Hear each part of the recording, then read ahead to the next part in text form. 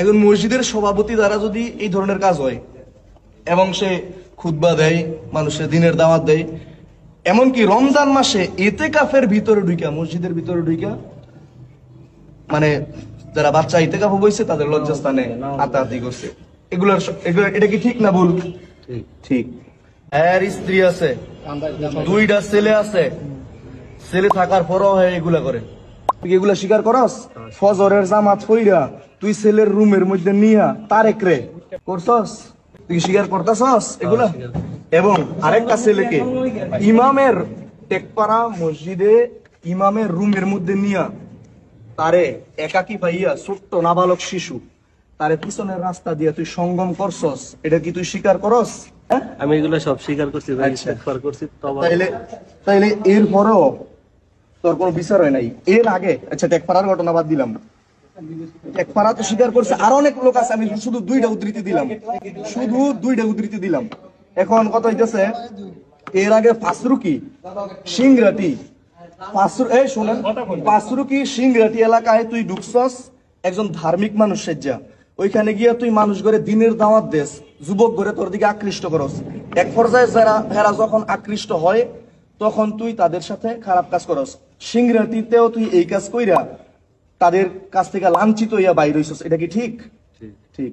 তারা ধরে জুতা দিয়ে বাইরে ছিল, কি করছিল ওইখানে? আমার ফোন দিমু, আরে কি কইরা বার করছে, কেমনে ধরছে? আচ্ছা, তারা কেমনে ধরছে তোরে? কি করছিস পরে ধরছে?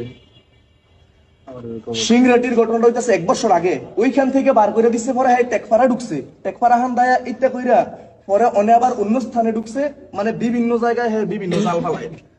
এখন কথা, সমকামিতা এমনই একটি ভয়ানক পাপ, লূত আলাইহিস সালামের কওমরে আল্লাহ তাআলা এইভাবে উল্টাই দিছিল শুধু সমকামিতার অপরাধের কারণে, একবারে একটা জাতিরে ধ্বংসায় করে দিছিল।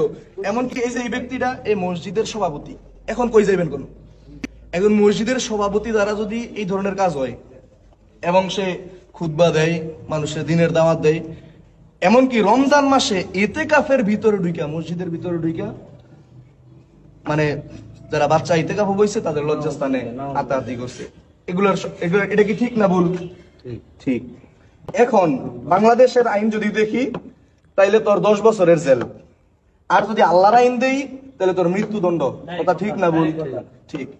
এখন যে আজ থেকে 8 মাস আগে তুই টেকপাড়া এগুলা করছিলি, তোর বিরুদ্ধে আমরা চাইছি বিচার বসানোর জন্য, আমরা বিভিন্ন ওস্তাদের কাছে গেছি, তোর গার্ডিয়ানরা ইনফর্ম করছি, তারা বলছে যে হ্যাঁ সমস্যা। কিসের সমস্যা? হ্যাঁ 2 বছর জিএমপি মামলায় জেল খাইতেইছে, ওই খাইতেইছে মতন ওইখান থেকে ইনজেকশন পুশ করে দিছে। মসজিদের ইমাম কিভাবে এমন ঘটনা ঘটাতে পারে, যা দেখে অবাক হয়েছেন অনেকেই। এটি দেখে আপনার বিস্তারিত কি ঘটনা তা অবশ্যই কমেন্ট করে আমাকে জানিয়ে দেবেন। বর্তমান সময়ে কিন্তু আমরা রহরহ দেখতে পাই এরকম ঘটনা কিন্তু ঘটে যাচ্ছে, আপনারাও কিন্তু জানেন। আর এরকম ঘটনাকে ঘিরে আপনার কিছু বলার থাকলে তা অবশ্যই কমেন্ট করে জানিয়ে দেবেন আমাদের, যাতে পরবর্তী সকল ভিডিও আপনারা সবার আগে পেয়ে যেতে পারেন। আর এখন যখন আমরা আপনাদের জন্য এরকম ভিডিওগুলো নিয়ে আসবো, আপনারা সর্বপ্রথম আমাদের সাথে থাকবেন অ্যান্ড আপনারা জানিয়ে দেবেন বিস্তারিত ঘটনা কতটুকু আপনাদের কাছে ভালো লাগে, তা অবশ্যই কমেন্ট করে দিতে ভুলবেন না। অ্যান্ড আমরা জানেন যে বর্তমান সময়ে আপনাদের জন্য এরকম ভিডিও নিয়ে আসি, আর সব কিছু চাঞ্চল্যকর তথ্য আমরা এই সকল ভিডিওর মধ্যে তুলে ধরার চেষ্টা করি। আজকের ভিডিওটি পর্যন্ত ছিল। ভিডিওটি ভালো লাগলে লাইক করুন, চ্যানেল নতুন হলে অবশ্যই সাবস্ক্রাইব করে আমাদের সাথেই থাকবেন।